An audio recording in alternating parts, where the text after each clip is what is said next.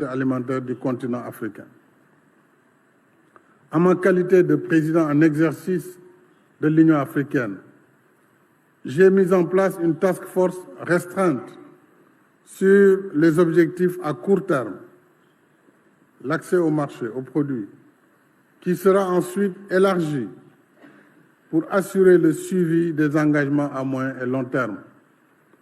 En relation avec le président de la Commission, cette task force qui s'est adjointe une éminente personnalité de l'Union africaine, le Premier ministre Haïlé Mariam Desalegn, qui dirigeait la task force, qui est là parmi nous, ancien Premier ministre d'Éthiopie, M. Strive Massivira, qui également fait partie de la task force, ainsi que Mme Vera Songwe et M. Daouda Semben, travailleront désormais avec le Premier ministre Hassan Mayaki, qui a dirigé le NEPAD pendant plus d'une dizaine d'années. Et tous les autres pays seront invités à rejoindre cette task force pour engager la discussion avec nos partenaires. S'agissant maintenant de nos partenariats de façon générale, il me semble important que les différentes initiatives en direction de l'Afrique soient mieux coordonnées au plan continental pour qu'ils soient en harmonie avec les 4 piliers de notre programme détaillé pour le développement de l'agriculture en Afrique. Ça, c'est un programme du NEPAD. Je salue la directrice générale de l'ODA-NEPAD. Le NEPAD qui va recevoir à Dakar, à partir du 2 février, une conférence internationale sur le financement des infrastructures en Afrique. Les 4 piliers, je voudrais les rappeler. Premièrement, il s'agit de valoriser davantage la recherche, améliorer la mécanisation agricole et la maîtrise de l'eau et intensifier l'utilisation de technologies appropriées, y compris la transformation locale des produits. Nous devons, de la fourche à la fourchette, comme on le dit, avoir une approche filière globale qui permette d'assurer notre souveraineté alimentaire. Deuxièmement, il s'agira d'élargir les superficies exploitées et d'assurer une gestion durable des terres. Troisièmement, il faudra améliorer l'accès des produits au marché en renforçant les infrastructures de désenclavement et d'interconnexion transfrontalière, ainsi que les équipements de stockage, de conservation et de transformation locale. Il faut rappeler qu'en Afrique, jusqu'à 40% de la production, souvent, est perdue faute de stockage et de conservation adéquate.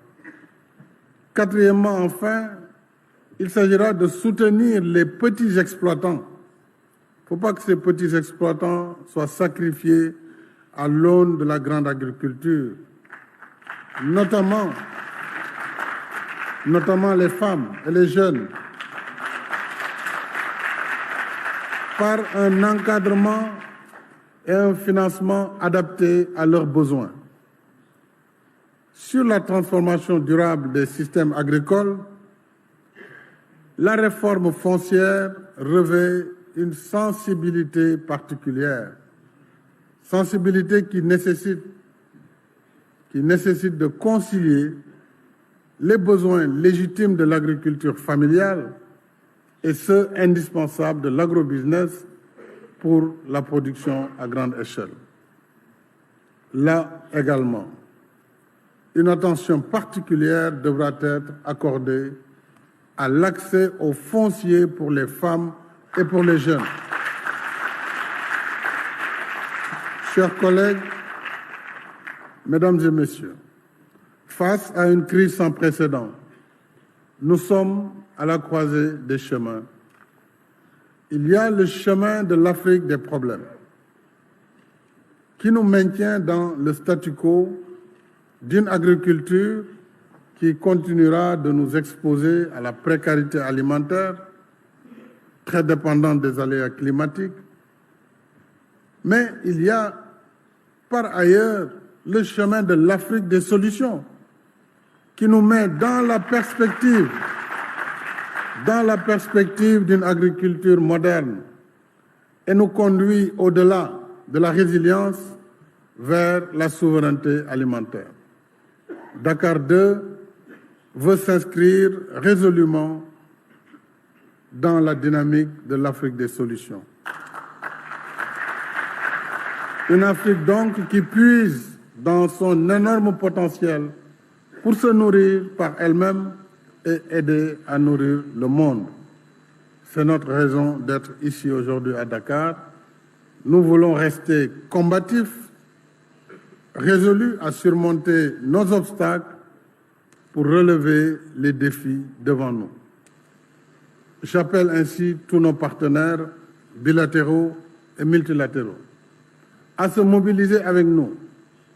Et c'est le moment de faire des actions pour faire de Dakar 2 un véritable sommet de l'action, afin de réussir ensemble le pari de la production agricole et de la souveraineté alimentaire en Afrique. Je déclare maintenant ouverts les travaux de la deuxième conférence internationale de Dakar sur l'agriculture et vous remercie de votre aimable attention.